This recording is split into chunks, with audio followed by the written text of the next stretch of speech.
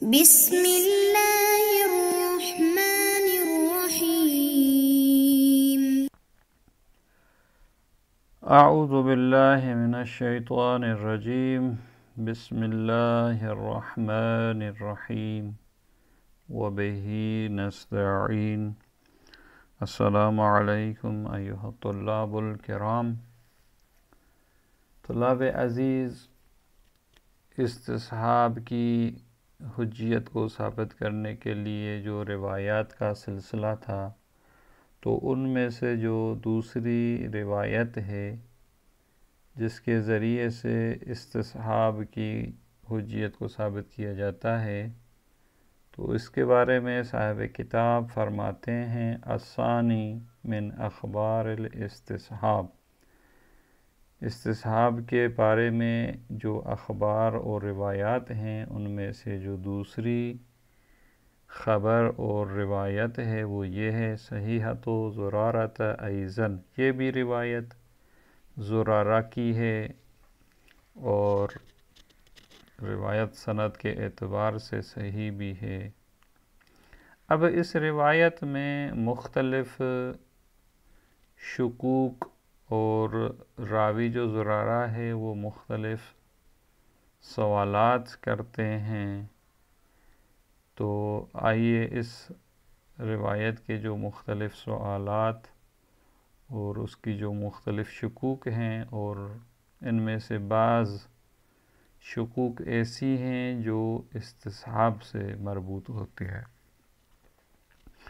قال قلت له، زرارہ کہتے ہیں کہ میں نے امام سے سوال کیا، اصاب ثوبی دم رعاف او غیرہ او شیء من المنی. سوال کرتا ہے کہ میرے کپڑے یا لباس پر ناک کا خون گرا یا کوئی دوسری چیز جو نجس ہو، مثلا جس طرح پیشاب کے قطرے ہیں یا اس طرح کی کوئی چیز، او شیء من المنی، یا مثلا منی کا قطرہ جو ہے یہ نجاسات میں سے ان کا شمار ہوتا ہے. فعلمت اثرہ الی ان اصیب لہ الماء. اب فرماتے ہیں کہ جس جگہ پہ یہ خون گرا تھا یا مثلا منی گری تھی تو میں نے اس کو اثر کو جان لیا، یعنی اس پہ کوئی نشان لگا دیا تاکہ میں اس تک پانی کو پہنچا سکوں، یعنی اس کو دھو سکوں، مثلا پاک کر سکوں.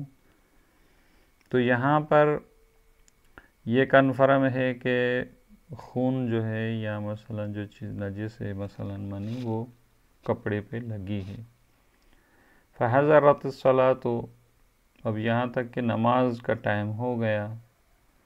ونسیت ان بثوب شیئا، اور میں بھول گیا کہ میرے لباس پر جو ہے وہ کوئی چیز تھی، یعنی وہ جو نجاست لگی تھی وہ میں بھول گیا.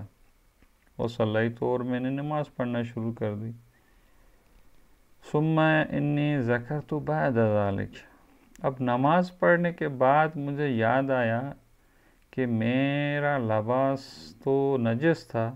اب میں نے جس لباس سے میں نے نماز پڑھی ہے وہ تو پاک نہیں تھا، اور نماز کے شرائط میں سے ہے کہ انسان کا لباس پاک ہونا چاہیے. تو سوال یہ تھا کہ اب میرا کیا حکم ہے نماز کا اور لباس اور یہ سب کچھ.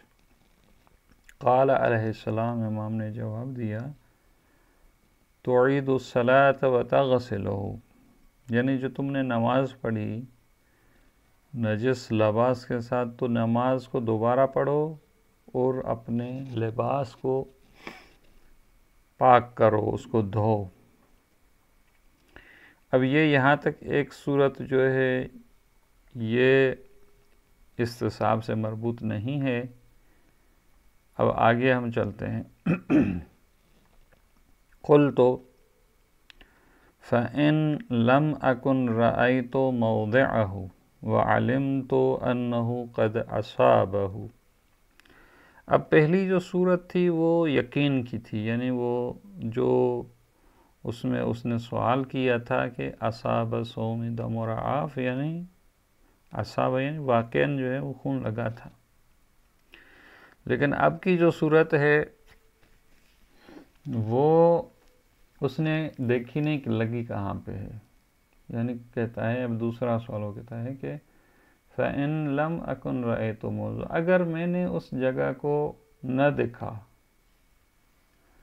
وَعَلِمْتُ أَنَّهُ قَدْ أَصَابَهُ، لیکن یہ مجھے پتا تھا کہ کسی چیز پہ لگا ہے، یعنی کوئی نجاست گری ہے، کچھ قطرے ہیں خون کے وہ میرے لباس پہ لگے ہیں، لیکن کہاں لگے ہیں یہ معلوم نہیں. فَطَلَبْتُهُ وَلَمْ أَقْدِرْ عَلَيْهِ، یعنی میں نے جستجو کی اور میں قادر نہ ہو سکا اس پر. یعنی میں نے دیکھا اس طرف اس طرف کہ کہاں خون کا قطرہ لگا یا کہاں نجاست لگی ہے، لیکن مجھے پتہ نہ چل سکا. لیکن یہ کنفرم تھا کہ لگا ہے. ایک علم اجمالی کی صورتحال ہے. فَلَمَّا صَلَّيْتُ، اب نماز کا ٹائم ہو گیا، میں نماز پڑھنا شروع کر دی. وَجَدْتُهُ، پھر نماز کے دوران میری نظر لباس کی ایسی جگہ پر پڑی کہ جہاں پر وہ نجاست ہو یا مثلا خون لگا ہوا تھا. وَجَدْتُهُ یعنی میں نے اس کو پا لیا. تو مجھے نماز کے دوران پتہ چل گیا کہ یہ جو لباس جس کے ساتھ میں نماز پڑھ رہا ہوں یہ نجس ہے، کیونکہ میں نے دیکھ لیا کہ نجاست لگی ہوئی ہے. تو اب اس صورت کا کیا حکم ہے کہ جب نماز پڑھی شروع کی تھی تب تک تو نہیں پتہ تھا، لیکن درمیان نماز میں جو ہے وہ میں سمجھ گیا. قال علیہ السلام، امام نے جو جواب دیا ہے تغسلہ وتعید، یعنی اسی لباس کو جو ہے وہ تم نے دھونا ہے، پاک کرنا ہے، پھر نماز جو ہے وہ پڑھنی ہے تم نے دوبارہ. جو نماز تم نے پڑھی ہے وہ درست نہیں ہے. اب یہ صورتحال بھی جو ہے وہ علم اجمالی سے مربوط ہے، استصحاب سے مربوط نہیں ہے یہ صورت. اب آگے چلتے ہیں. قلت، تو پھر دوبارہ سوال کرتا ہے فَإِن ظَنَنْتُ أَنَّهُ أَصَابَهُ، یعنی مجھے گمان ہے کہ شاید لگا، مثلا ایک چھینٹیں گری اور جو ہے وہ مثلا، لیکن مجھے یقین نہیں ہے کہ میرے کپڑوں پہ یہ لگا ہے، لہذا یقین یہاں پہ نہیں ہے. ظننت انہ قد اصاب، میں نے گمان کیا کہ شاید یہ نجاست یا خون یا جو چیز ہے وہ لگی ہے میرے کپڑوں پر. ولم اتیقن ذلک، لیکن مجھے یقین نہیں تھا کہ واقعاً لگی ہے. فنظر، تو میں نے دیکھا اس طرف اس طرف. فلم ارى شیئا، میں نے کوئی چیز نہیں دیکھی، یعنی کوئی چیز نہیں پائی. فصلیت، اور میں نے نماز پڑھی. فصلیت فیہ، میں نے اسی لباس کے ساتھ نماز پڑھی ہے. فرأیت فیہ، پھر میں نے دیکھا کہ نجاست جو ہے وہ لگی ہوئی ہے. قال علیہ السلام، اب یہاں امام جو اسی صورت کا جواب دیتے ہیں کہ تغسل ہو، تم اپنے لباس کو تو دھو گے، ولا تعید الصلاۃ، لیکن نماز کا تم نے ابھی اعادہ نہیں کرنا، جو نماز تم نے پڑھی ہے وہ ٹھیک ہے. یہ استصحاب سے مربوط ہے یہاں پر کہ اس کا گمان تھا فقط یہ کہ مجھے نجاست لگی ہے، یقین نہیں تھا. یعنی اس کی جو حالت اولیہ ہے، یقینیہ ہے، وہ یہی ہے کہ میں طاہر تھا. یعنی اس کو یہ یقین تھا کہ میرا لباس جو ہے وہ پاک ہے، کوئی نجاست وغیرہ کا اس کو یقین نہیں تھا. تو لہٰذا یہاں پر وہی صورت استصحاب آ جاتی ہے کہ یقین سابق تھا اس کا، شک لاحق یہ تھا کہ شاید نجس ہو گئی ہو. تو کہتے ہیں یقین کو شک کے ذریعے تبدیل نہیں کیا جائے گا، نہیں توڑا جائے گا، کیونکہ جواب جو دیتے ہیں یہ پھر سوال کرتا ہے قلت لما ذالک، یعنی اے امام میں کیوں دوبارہ نماز کا اعادہ کیوں نہ کروں، یعنی مثلا. تو امام جو جواب دیتے ہیں قال علیہ السلام لأنک کنت علی یقین من طہارتک، تمہیں یقین تھا کہ تمہارا لباس جو ہے وہ پاک و پاکیزہ ہے، کوئی نجاست نہیں ہے. فشککت، اب تمہیں شک ہوتا کہ یار شاید یہ مثلا چھینٹیں گری شاید میرے لباس پہ لگی ہوں، تو لہٰذا جب تم نماز میں داخل ہوئے تھے تو یقین کے ساتھ داخل ہوئے تھے، اب تمہیں شک ہو رہا ہے، فَلَيْسَ يَنبَغِي لَكَ، تمہارے لیے سزاوار نہیں ہے کہ ان تنقض الیقین بالشک ابدا، کہ یقین کو شک کے ذریعے جو ہے وہ توڑو مثلا. تو یہاں پر یہ استثناء بھی ہے کہ یقین سابق اور شک کے لاحق، شک کے لاحق کے ذریعے یقین سابق کو نہیں توڑا جائے گا. اور یہی اسی طرح تعبیر پہلی حدیث میں بھی، روایت میں بھی گزری تھی. قل، تو اب یہ دوبارہ ایک سوال کرتا ہے، فَإِنِّي قَدْ عَلِمْتُ أَنَّهُ قَدْ أَصْحَابَهُ، یعنی مجھے علم ہے کہ یہ نجاست میرے کپڑوں پر لگی ہے، وَلَمْ أَدْرِ أَيْنَ هُوَ، لیکن مجھے یہ معلوم نہیں ہے کہ وہ جگہ کون سی ہے. فَأَغْسِلُهُ، تاکہ میں اس کو دھوؤں، یعنی لگی تو ہے لیکن مجھے جگہ کا پتہ نہیں ہے. قال علیہ السلام، تغسل من ثوبك الناحية التي ترى أنه قد أصابها حتى تكون على يقين من طهارتك. اب یہ ایک دوسری شک کا مسئلہ ہے کہ امام فرماتے ہیں کہ تم اپنے کپڑے کو اس جانب کو دھو جہاں تم سمجھتے ہو کہ یہاں خون لگا ہوگا. مثلا مجھے اندیشہ ہے کہ شاید یہ دائیں طرف کا حصہ جو ہے وہ وہاں خون لگا تھا، یہاں تک کہ تم جو ہے وہ یقین ہو جائے کہ تم نے اپنے لباس کو پاک کر لیا ہے. قلت فہل علی، آیا مجھ پر ضروری ہے، ان شکک تو اگر میں شک کروں کہ انہو قد اصابہ شیء ان انظر فیہ. وہ پھر دوبارہ سوال کرتا ہے کہ اگر مجھے شک ہو کہ شاید نجاست میرے کپڑوں پہ لگی ہو تو آیا مجھ پر ضروری ہے کہ میں اس کی چھان بین کروں اور دیکھوں کہ کہاں لگا ہے تاکہ میں اس کو دھوؤں. قال علیہ السلام لا، امام فرماتے ہیں نہیں، ضروری نہیں ہے کہ جب تمہیں ایک شک ہوتا ہے کہ شاید لگی ہو پھر ڈھونڈنا ضروری نہیں ہے اس جگہ کو. البتہ ولکنک انما ترید، لیکن تم اگر چاہتے ہو کہ ان تذهب الشک الذي وقع فی نفسک، اگر تم چاہتے ہو کہ وہ شک جو تمہارے نفس میں واقع ہے وہ دور ہو جائے تو پھر تمہارے لیے ضروری ہے کہ اس کو ڈھونڈو اور جو ہے وہ اس کو برطرف کرو، وگرنہ ضروری نہیں ہے. اب اس کے بعد ایک دوسری شک کا سوال کرتا ہے جو استصحاب سے مربوط ہے.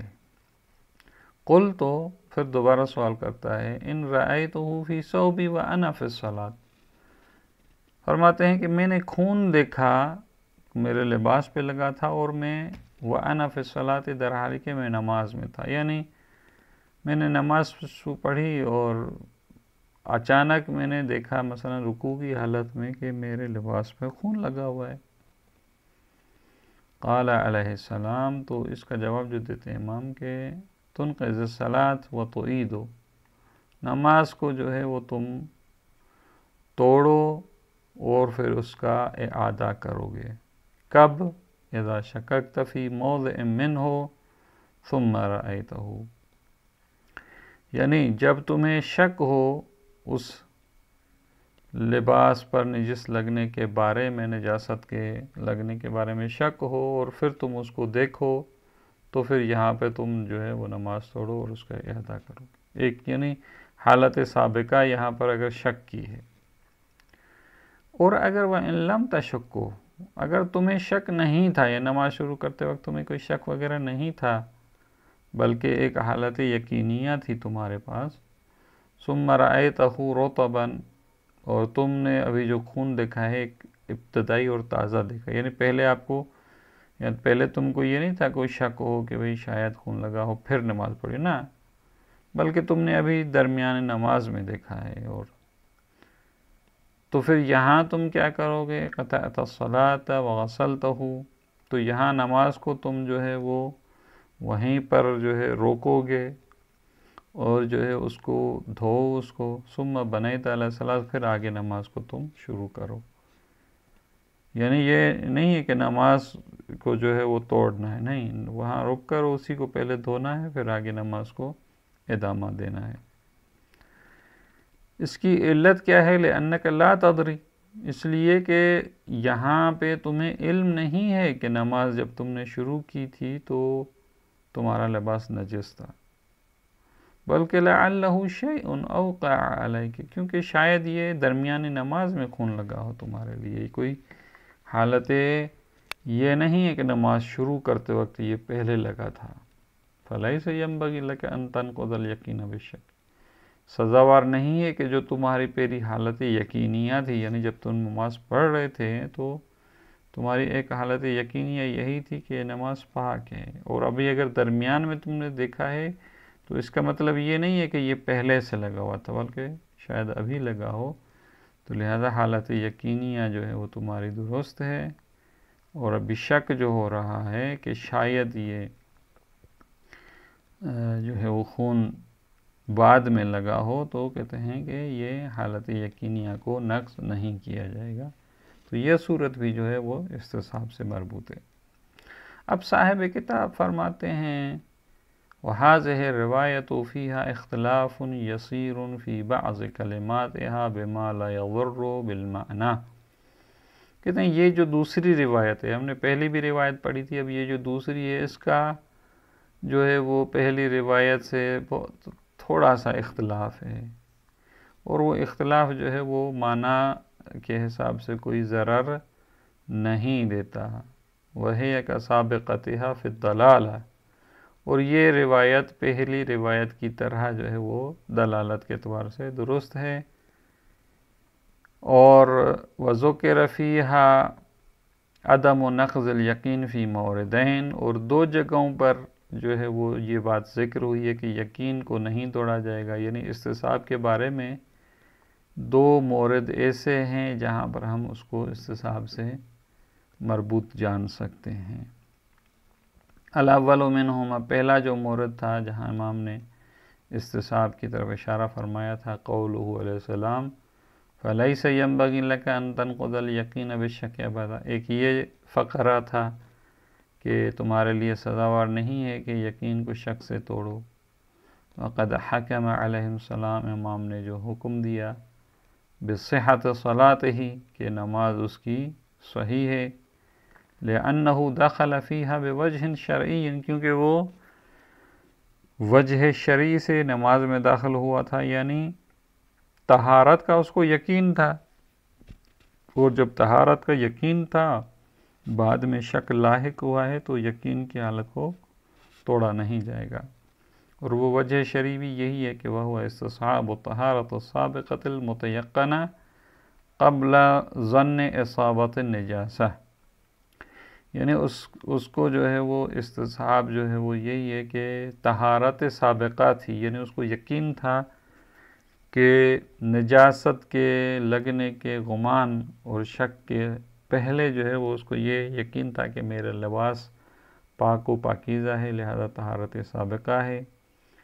اور اس طہارت سابقہ کا استصحاب یہی ہوگا کہ بھئی میرا لباس پہلے پاک تھا، اب شک ہو رہا ہے تو طہارت سابقہ جاری کی جائے گی۔ یہ ایک پہلا مورد تھا کہ اصابت ظن والفحص عنہا، اور اس نجاست کے بارے میں جستجو کرنے سے پہلے جو حالت تھی وہ استصحاب طہارت سابقہ، یہ پہلا مورد جو ہے صاحب کتاب اس کو قبول فرماتے ہیں اور کہتے ہیں یہ استصحاب ثابت ہوتا ہے یہاں سے، لیکن والثانی منہما مجمل، دوسرا جو مورد ہے جس کا ابھی جو ہے تذکرہ ہوا تھا، یہ فَلَيْسَ يَنبَغِي لَكَ أَن تَنقُضَ الْيَقِينَ بِالشَّكِّ، اس کے بارے میں کہتے ہیں یہ دوسرا مورد جو ہے وہ میرے نزدیک مجمل ہے، شاید اس جملے سے ہم استصحاب کو ثابت نہ کر سکیں، کیونکہ یہ مورد جو ہے ممکن ہے ایک خاص مورد سے مخصوص ہو اور اسی مورد سے ہے، لہذا بطور کلی استصحاب کی حجیت اس فقرے سے میرے نزدیک ثابت نہیں ہو سکتی۔ اب اس کے بعد جو ہے اسی کے سلسلے میں آگے بڑھائیں گے اسی استصحاب کی حجیت کو انشاءاللہ، بقیہ درس اگلے جلسے میں۔ والسلام علیکم ورحمۃ اللہ وبرکاتہ.